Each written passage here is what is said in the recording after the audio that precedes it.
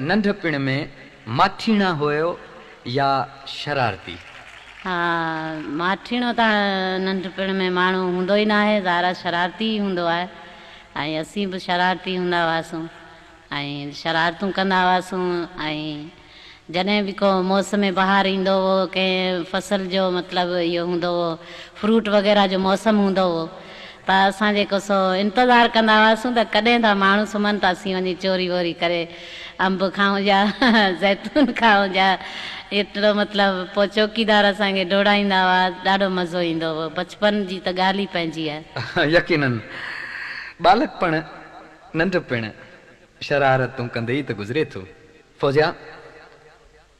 ऐं हाणे ॻाल्हि थी वञे वरी सूरनि ऐं दर्दनि जी। सूर मंडे जी धूण आऊं अॻे ई आहियां काहिली। भिट धणी जी हिन सिट में केॾी न सचाई समायल आहे। फौजिया कॾहिं कॾहिं कंहिं मन घुरे मिठड़े माण्हू हथां माण्हू अहिड़ा सूर बि पिराईंदो आहे जो नेठ जीअण ताईं अरवा खजी वेंदो आहे। प्यारो प्यारो सूर ॾेई वियो हिकिड़ो प्यारो माण्हू। मूं न लिखियो पर मुंहिंजी दिलि जे दफ़्तर ते उस्ताद नज़रुनि सां हू शेर लिखी वियो हिकिड़ो प्यारो माण्हू।